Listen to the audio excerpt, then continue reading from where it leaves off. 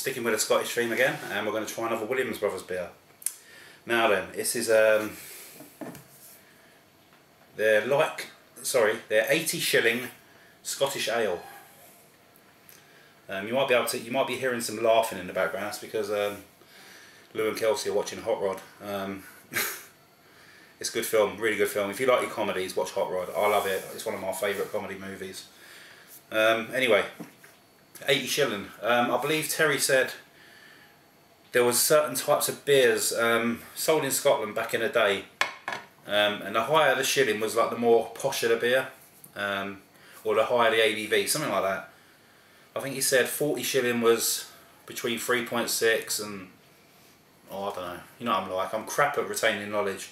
I'll just tell you what the beer tastes like, and if you like it or not, buy it. Right. 80 shilling from Williams Brothers, like I said. It's a traditional Scottish ale brewed with an emphasis on the malt characteristics. Lightly hopped, as is true to this style of beer, with fruity malt aromas and a toffee-ish mouthfeel. Okay, so let's get it cracked. What is this? It's 4.2%. So another nice sessionable ABV. I have been to Scotland. I went to Perth back in about 2003 or 2002. I remember going there for a business trip and staying in this hotel. It was the middle of winter. I mean, it was so hard to get anywhere. And I went into the pub downstairs and got a pint of heavy. And since then, I've never tried it since. And I've always been looking for it. So I don't know what heavy is classed as now. Is that a Scotch ale or something like this? Some of you guys out there have to tell me. I do know I enjoyed it. I think I had about 2 pints and I wanted to go straight to bed. Anyway, let's get this poured. Oh, it's a nice dark colour.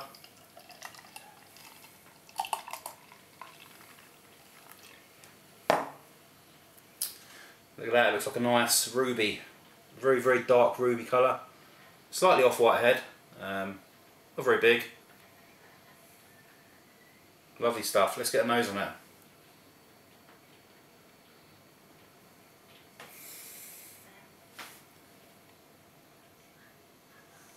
Yeah, get some nice sort of sweet malts, bit of red apple, almost like a faint sweet licorice or something like that. But that's fruits coming through, like the apple. Definitely like a red apple or something like that. Other than that, it smells very clean and pure. Yeah, not too much on the nose on this one. As you can see, the head's disappeared already. But let's give it a go. Cheers.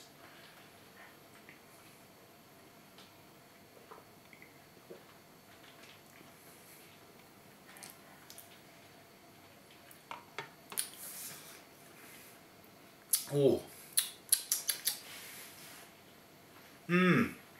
Oh, it's got nice flavours, that one.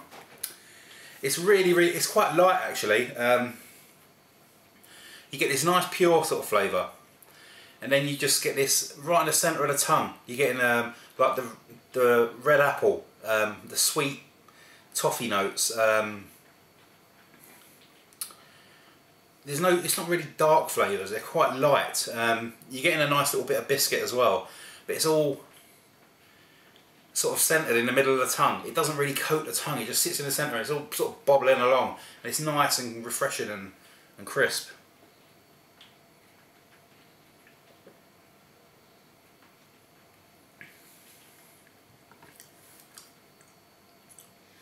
That's nice. I really like that.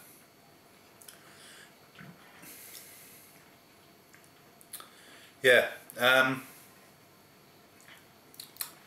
Just see if there's any more flavour. There's no bitterness. I can't get any bitterness from this whatsoever. It's just like a nice. This would be one that Chad, the albino rhino, would like. It's a nice sort of light, malty, sessionable beer. Really, really pleasant. Really, really quaffable. Good stuff. I'll tell you what, I'm really starting to get into my Scottish beers now. God, listen to them. So whenever I hear people laugh, it makes me laugh. Yeah, you can. I mean, I mentioned it so many times before about the Scottish beer and the beer from the southwest. It's got to be the water that makes them so refreshing. It's so pure and crisp, and oh, it's just gorgeous. Really nice. But rating wise, what would I give this? I'd give this about a 7 out of 10. It's nice enough. It's very crisp, very refreshing. It's definitely something I'd drink if I saw it in a pub on cask or on tap. Have a couple of those, you know, just to start off the night. But there's no massive flavours. There's nothing sort of like predominant. You know, it's not the most memorable beer. But it's very pleasant and it's very nice to drink. There is nothing wrong with this.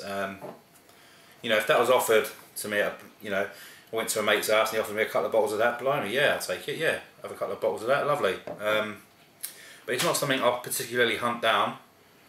Yeah, I'd recommend it as a nice session beer. Give it a go. It's good stuff. So far, Williams Brothers haven't let me down, so... Actually, I think there is one beer they did that I wasn't too happy with, and that was the Farrock Heather Ale. I just remembered now, and they have actually sent me a bottle of that. But I tried that about a year and a half ago, and my taste buds might have evolved slightly since then, but we'll see. So anyway, thank you for listening to me waffle on as always, and I'll see you guys again soon for an Urban Viking Ale review. Cheers.